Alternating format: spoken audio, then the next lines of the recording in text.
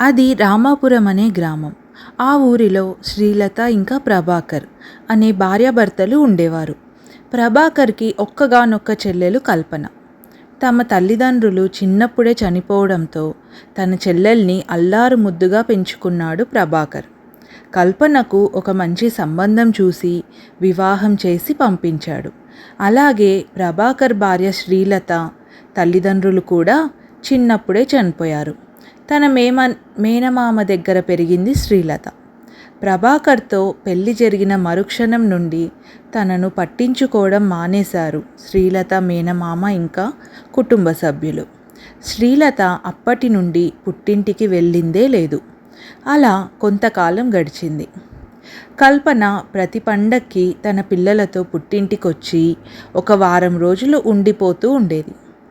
శ్రీలత కూడా ఓపికతో ఆడపడుచుకు అలాగే పిల్లలకు అన్ని మర్యాదలు చేసేది. ఒకరోజు పక్కింటి సుప్రజ శ్రీలతతో ఇలా అనింది.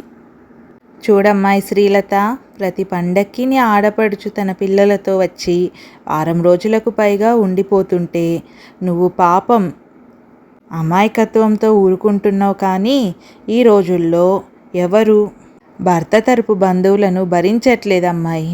ఎందుకు చెప్తున్నానో అర్థం చేసుకో అని చెప్పి సుప్రజ అక్కడి నుంచి వెళ్ళిపోయింది.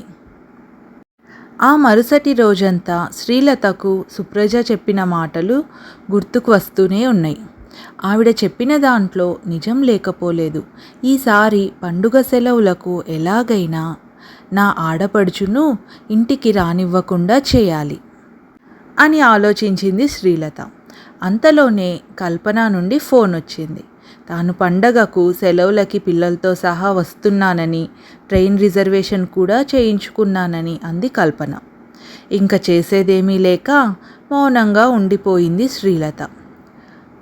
తన ఆడపడుచు పిల్లలు ఇంటికి వచ్చిన ప్రతిసారి ఇల్లంతా గుల్ల చేయడం, పిండి వంటలు చేయడము, బట్టలు పెట్టడము ప్రతిసారి ఇదే తంతుగా అయిపోయింది.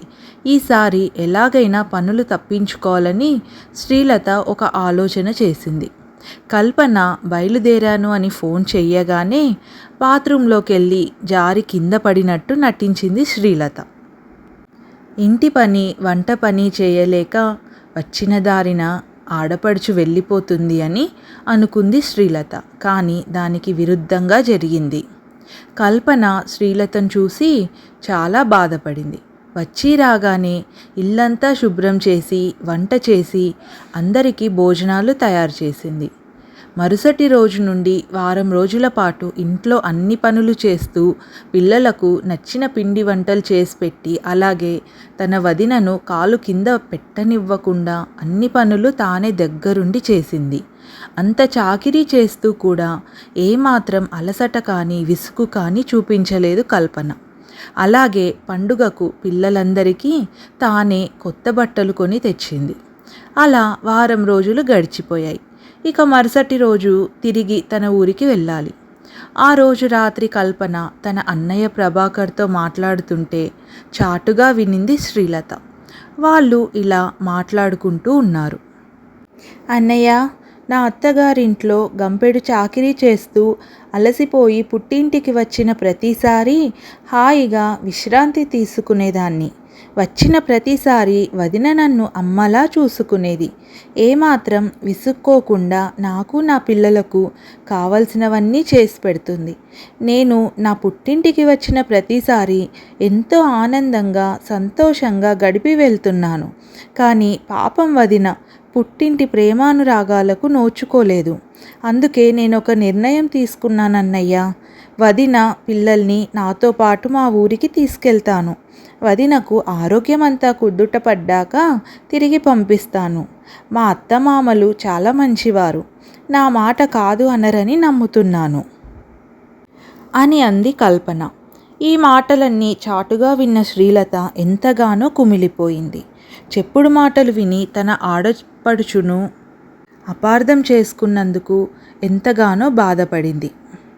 మరుసటి రోజు ఉదయం తెల్లవారుజామునే లేచింది శ్రీలత.